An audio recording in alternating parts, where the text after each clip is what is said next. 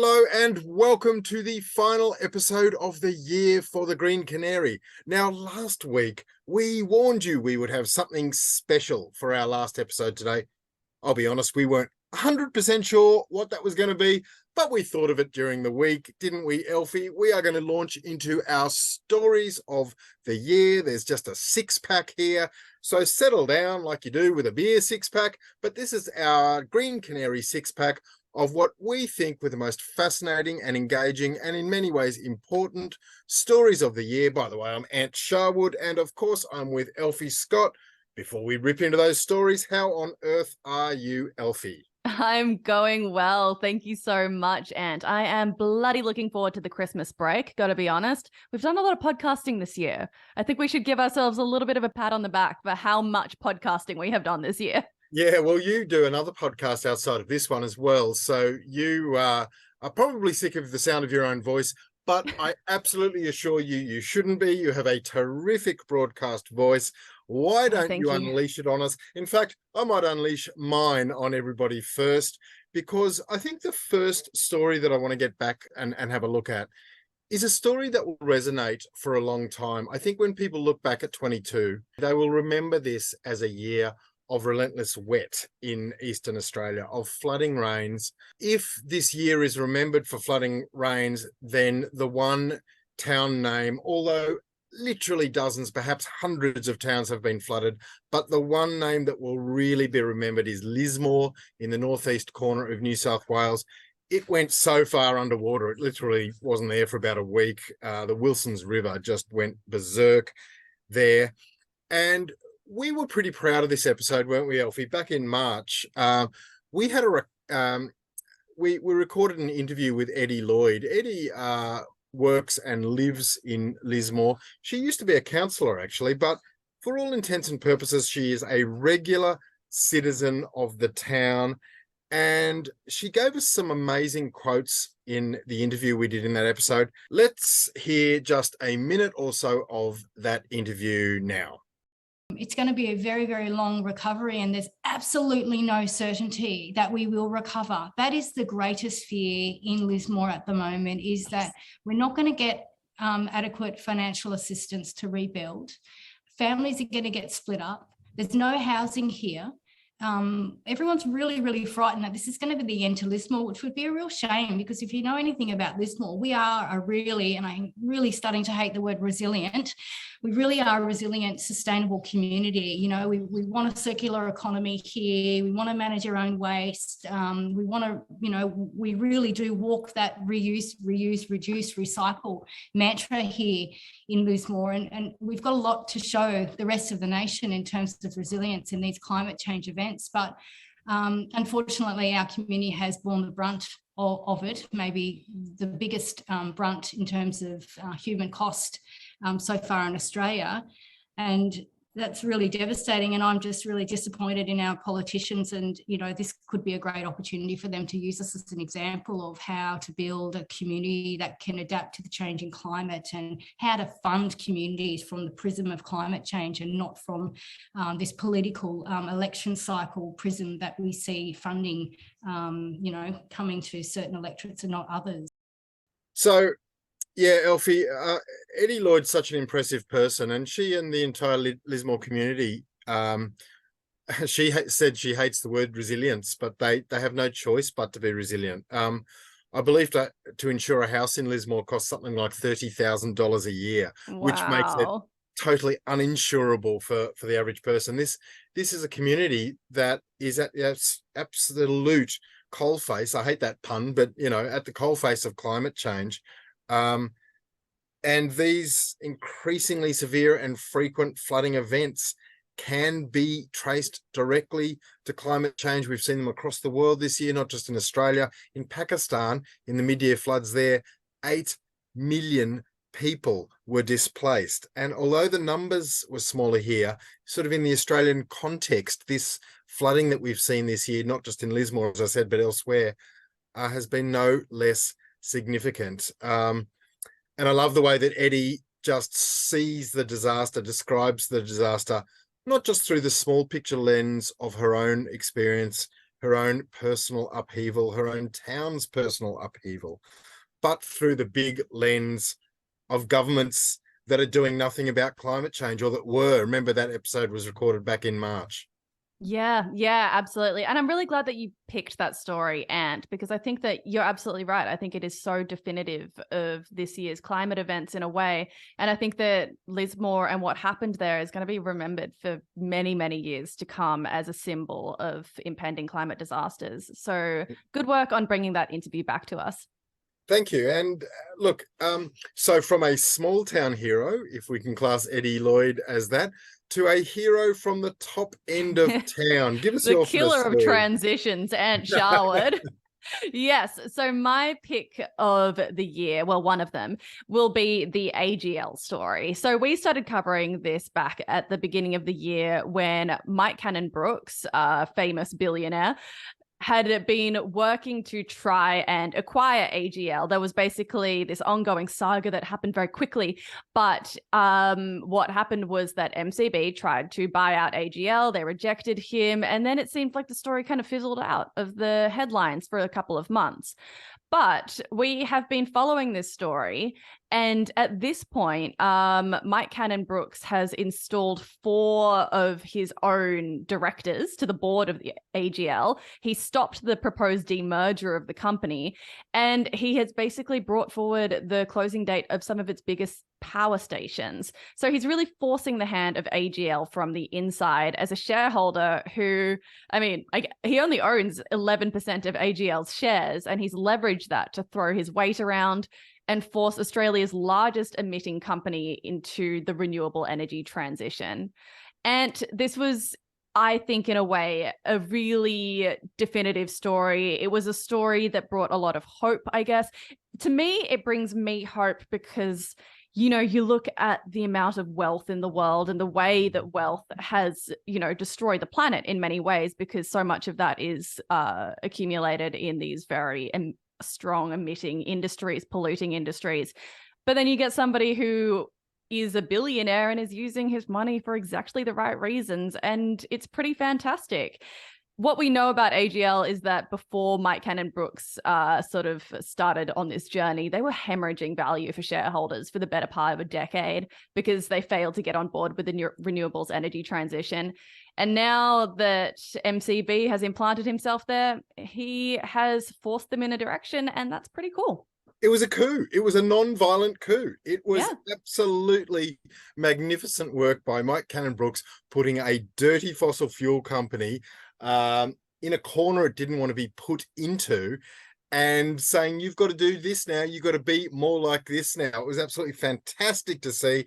Here comes the next transition, Elfy. Of course, something else that was fantastic to see was America getting serious about climate change, or at least getting serious about it. You know, there are steps, but we refer to the story that we covered in our August 8 episode about the passage of the US climate bill. Now, this historic bill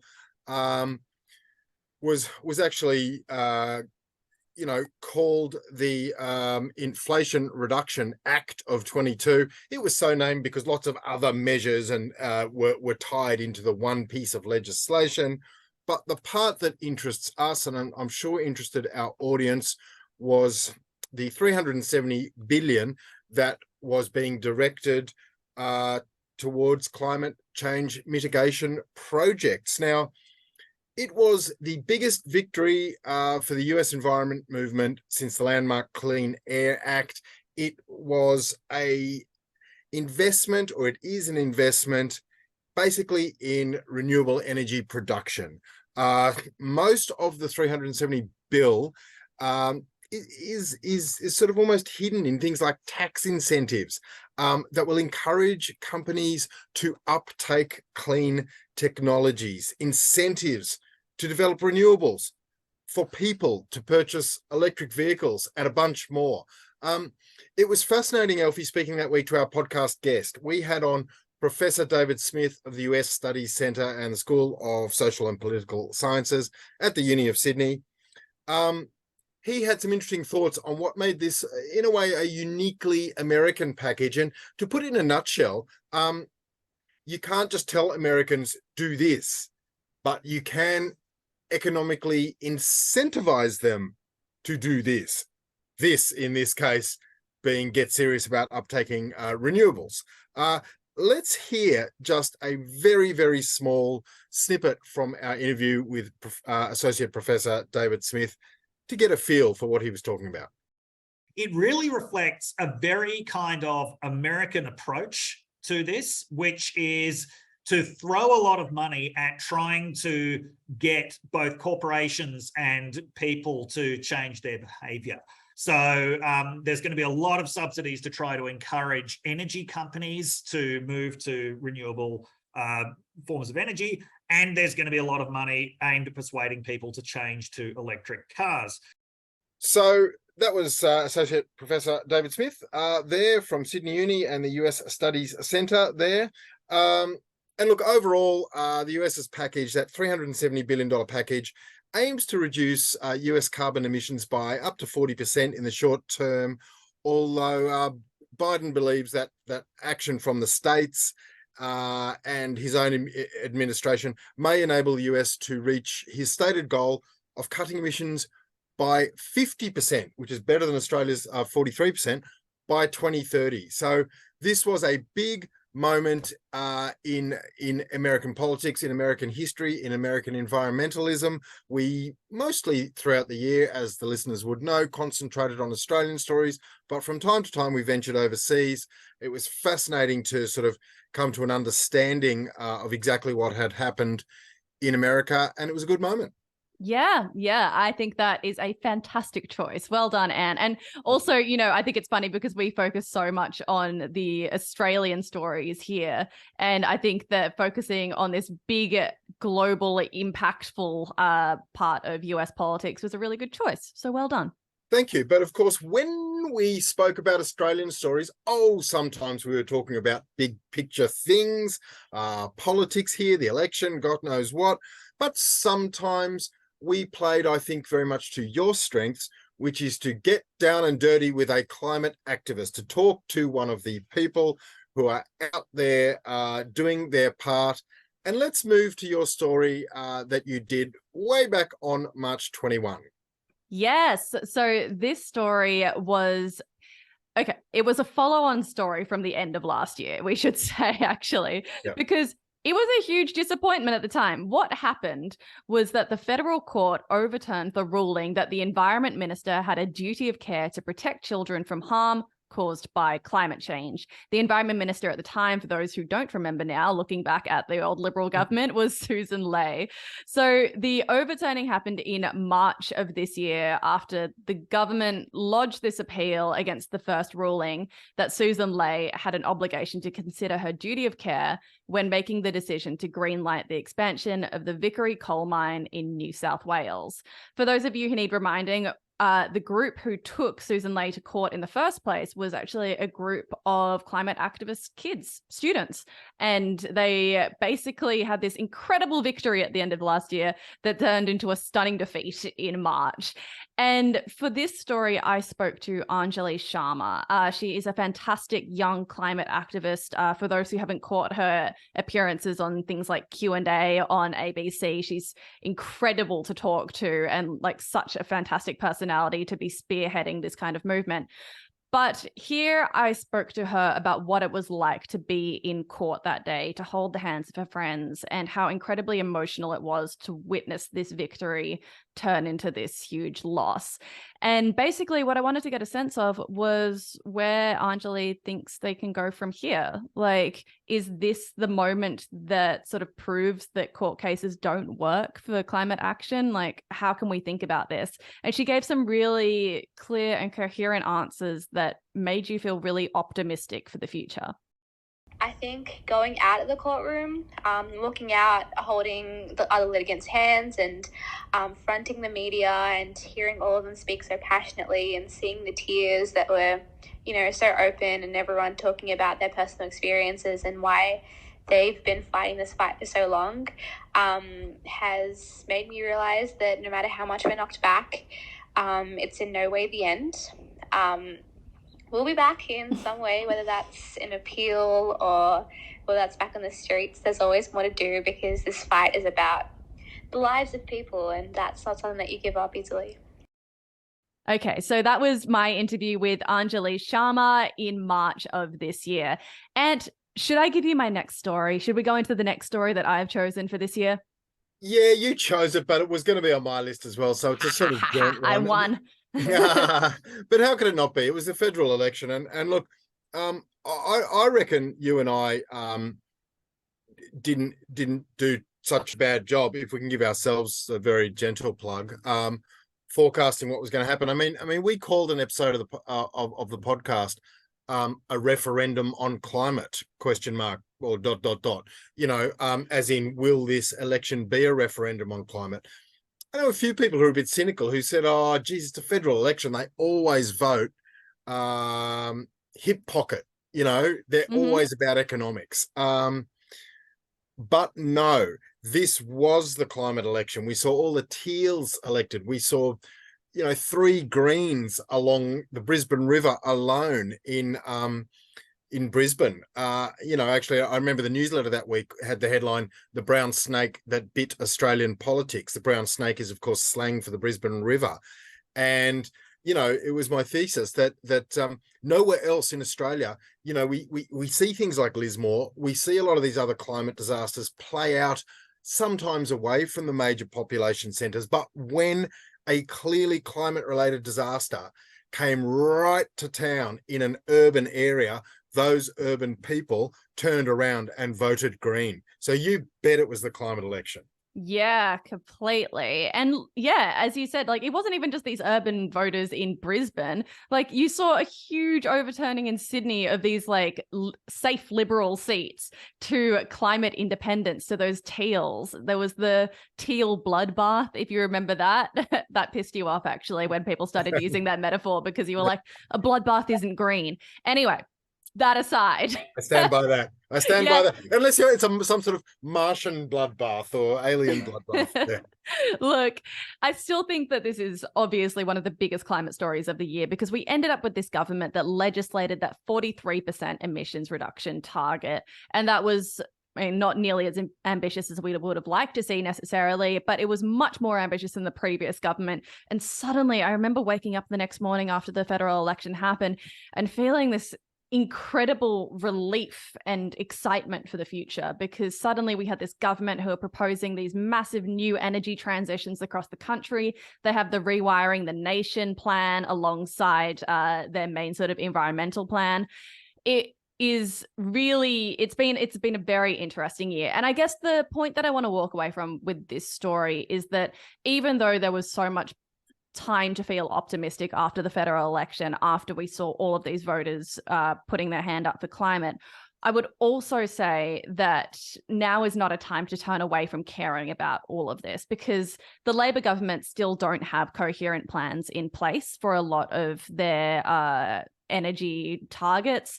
We still haven't seen a more ambitious target for 2030 created, even though there was that legislation that said that is a floor, not a ceiling. So there are plenty of reasons to keep the pressure on the Albanese government, even though this was such a huge moment for us. Yeah, that's well said. There's still something like 1% being spent on biodiversity measures to improve our biodiversity than the amount of money we're spending on fossil fuel subsidies. So priorities have realigned somewhat, but now is, as you say, time to keep the pressure on.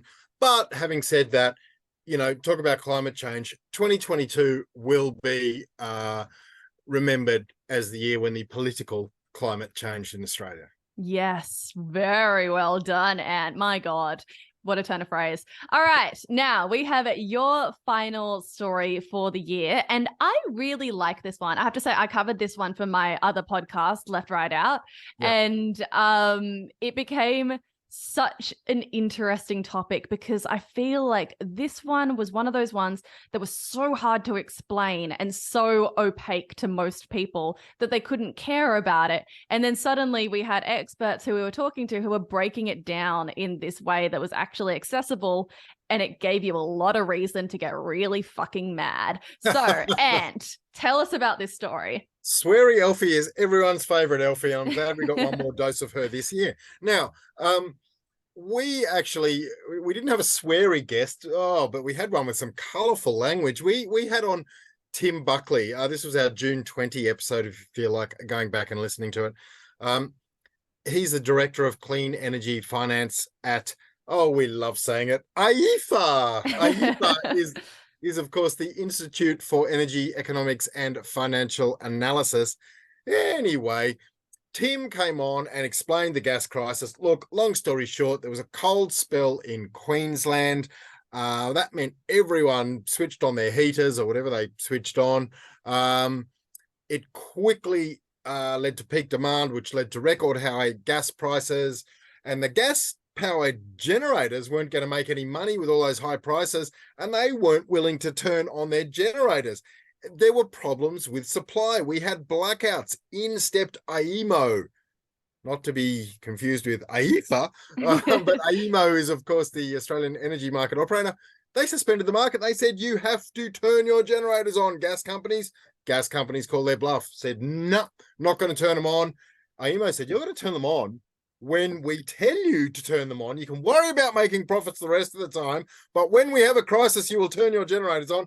It was an absolute shambles. That's essentially the gist of it. And the reason I can explain it so clearly is because, as I said, we had Tim Buckley on from AIFA on June 20, and he not only explained it clearly, but he littered our interview, Elfy. It was such an interesting interview. Let's get a financial gas analyst to talk about gas supply issues. Well, I've already gone to sleep, except we had Tim Buckley, and he was so terrific. He just absolutely called them the fossil fuel mafia. He said they have gamed the system to buggery. He said they have screwed everyone on the east coast of Australia. He blended this colorful language with easy to understand explanation, and it was a pretty bad scene there, and it was a major energy story for the year that hopefully we won't see the likes of again. Last week is the culmination of 9 years of energy policy and climate policy chaos from the previous government under Angus Taylor. So the ALP has hit the road running, but they inherited a budget crisis, an energy crisis, and a climate crisis all within their first 3 weeks of getting into the chair. So at the end of the day, I'm not blaming them. They have to deal with it. But what we do have to do is separate out what is the immediate need and what's the long-term need. So the immediate need, we have an energy crisis on the East Coast, not the West Coast. The West Coast has a gas reservation. They have use of public gas for public use in Western Australia. Eastern Australia has an absolute policy failure. We don't have control of our own public resources. We have let a multinational gas cartel come in, hoover up all of the gas out of the East Coast of Australia, export the majority of that, and leave the East Coast the dregs. I love how Tim Buckley spoke in that interview. And I would also say that this is an ongoing theme. Like, basically every story that we do about the fossil fuel industry in Australia, there's at least a sidebar, or it's dominated in part by conversation about how greedy and reprehensible these fossil fuel companies can act. And also the fact that they're not taxed nearly enough for what they're doing to the country and the environment. So I loved that interview. And I think that is the perfect way to end this podcast, Ant, because we can end on a note where we feel empowered and educated and angry. And I think that's exactly how we should feel about the environment and climate news. Yes, that is very well said, Elfy. And just before we wrap up with this final show for the year, we would like to acknowledge, as always, the traditional custodians of the land on which we're recording, the Gadigal people of the Eora Nation. We'd like to pay our respect to elders past and present and acknowledge that this land was stolen, never ceded. Thanks, Elfy. And as mentioned at the top of the podcast, everybody, this is our last podcast for the year.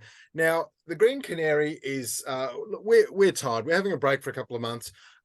We have plans for 2023 that may differ from our plans for 2022. please stick around. We will keep you abreast of what we exactly are up to on our socials. So say hello to us there at the Green Canary, at Green Canary Pod on Twitter, at Green Canary Media on Instagram. We'll let you know what's going to happen in 2023.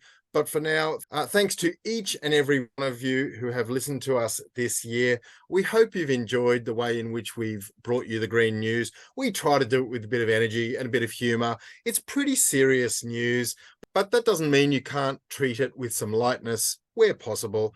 And we hope to do something similar in 2023. So thank you all again. Thank you, Elfy, for being such a wonderful co-host. And we'll see you soon. Bye. Bye.